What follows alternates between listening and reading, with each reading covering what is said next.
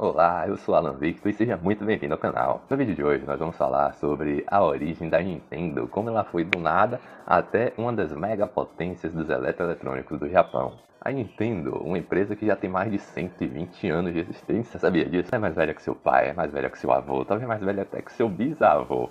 Mas aí você se pergunta, bom, não existia videogame na época do meu avô, piorou na época do meu bisavô, então a Nintendo fazia o quê?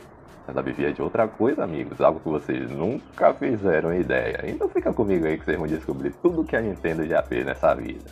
E olha que foi muita coisa, viu? Se você tá curioso, então não deixa de curtir esse vídeo, se inscrever no canal e seguir comigo nessa história bastante interessante.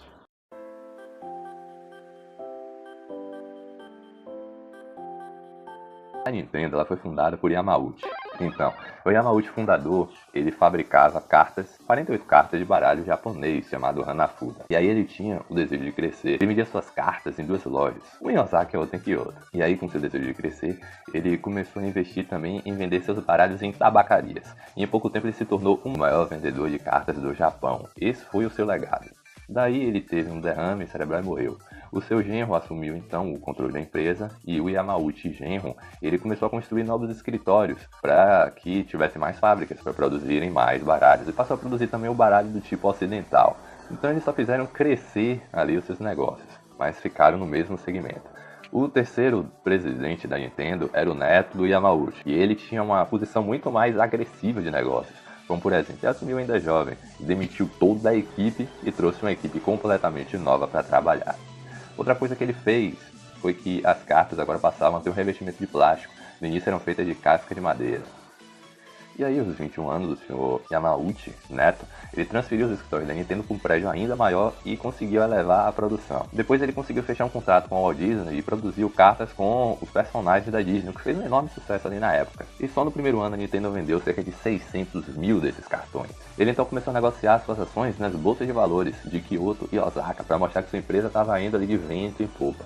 E passou a investir paralelamente aos negócios de táxis e de hotéis. Imagina aí, velho, um hotel da Nintendo.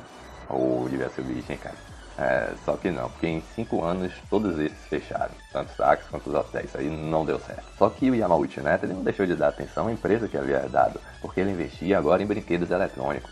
Só que ele passou a se sentir ameaçado nos anos 70 ali por empresas que estavam fazendo um enorme sucesso na eletrônica e games em geral, como a Bandai e a Atari. Por isso ele chamou dois gênios.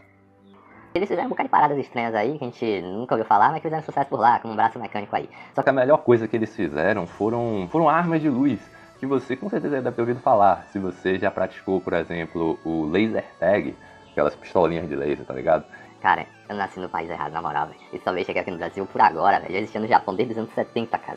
É por isso que eu falo que os japoneses, eles vieram de outro planeta, mano. Eles só não dominam a humanidade porque eles não querem, velho. Uma curiosidade é que a Nintendo ela foi a primeira empresa a usar componentes eletrônicos em brinquedos. Então, nos anos 70, o Yamauchi ele conseguiu, véio, ultrapassar o boliche, que era a prática mais amada pelos japoneses. E ele se aproveitou até das pistas de boliche para fazer tiro ao alvo com seus laser tags em pombos de barro.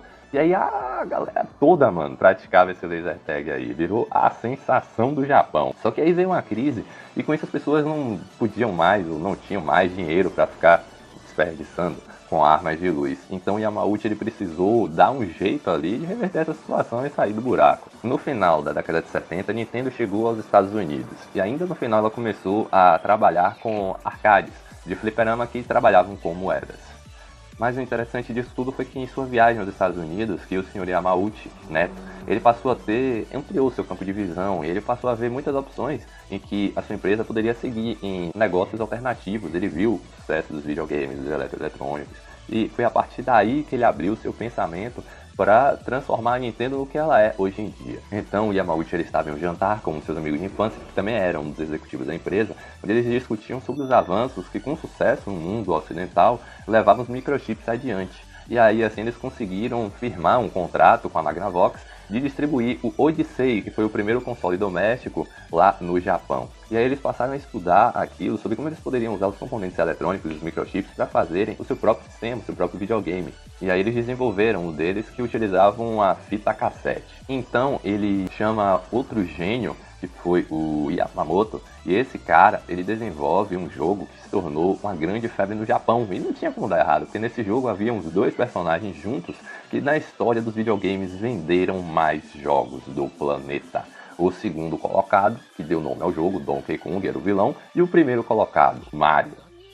E esses 2 personagens, eles sempre tiveram uma relação de ódio entre eles. Tanto que primeiro o Donkey Kong, ele era um cara mau que sequestrou a princesa do Mario, que se chamava Pauline. Sabia disso não, né? Pois é, agora você sabe o nome dela.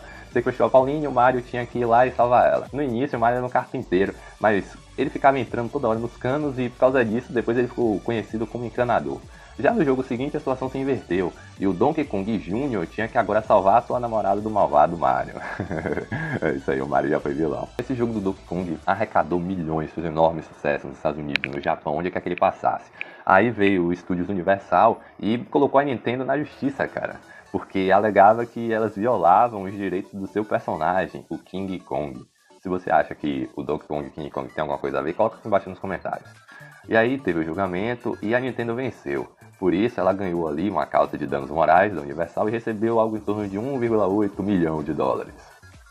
E o Yamamoto ele também fez o Legend of Zelda, que foi o 6º jogo que mais vendeu na história dos games. O cara é tipo eu, tá ligado? É que só falta ser descoberto, mas também tô cheio de ideias aí pra dar e vender. Em 85, a Nintendo ela lança o Famicom, que foi o console vendido apenas no Japão e que quando chegou nos Estados Unidos recebeu o nome de NES.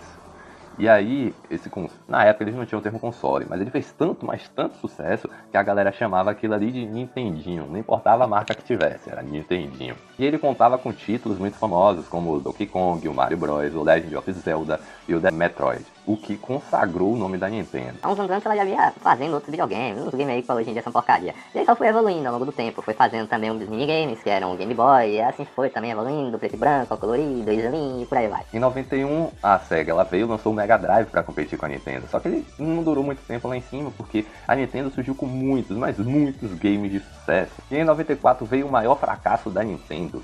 Eles lançaram um Virtual Boy, que tinha até uma ideia interessante, era um aparelho de imersão virtual. Cara, imersão virtual, nos anos 90, isso está sendo trabalhado hoje em dia, mano. Só que o que acontecia? Era uma imagem 3D, só que monocromática, que era projetada, mas não em um monitor, e sim em um aparelho parecido com óculos.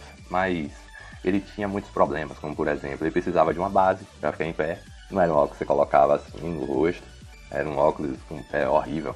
E ele podia ser facilmente quebrado. Ele também tinha muito poucos jogos. O fundo das imagens era escuro. E sem falar que ele causava uma enorme dor de cabeça que levava a enxaqueca nos jogadores. Mas mesmo assim, né, cara, você parar pra pensar, em 1994 os japoneses já faziam 3D, velho. Quando foi que você assistiu seu primeiro filme em 3D no cinema? Foi nos anos mais de 2010 em diante, sei lá, no 2000, cara. Olha aí quantos anos-luz eles estavam avançados em relação a nós. E foi o mesmo gênio do Laser Tag que criou esse projeto, então você vê, né, até mesmo os gênios eles erram.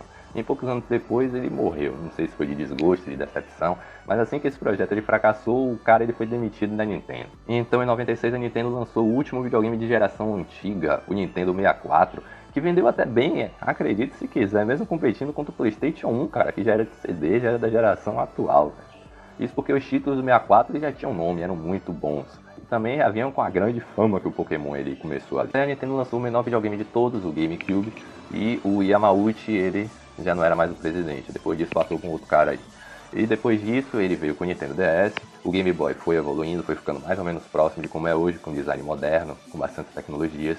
E em 2004 ele passou a ter a concorrência do PSP da Sony. Depois veio o Wii, que foi o grande videogame da Nintendo, que ele contava com capturas de movimentos, vinham com jogos que estimulavam as pessoas a fazerem seus exercícios, onde eles podiam programar a sua queima de calorias, seus gastos, né, calóricos, tudo isso aí. Isso teve um enorme sucesso lá no Japão. Sem falar dos títulos famosos que a marca já tinha. Então a gente vai ficando por aqui, galera. Se você gostou, não esquece de compartilhar esse vídeo em suas redes sociais para ajudar o canal a crescer. Beijinho, beijinho, um abraço e tchau!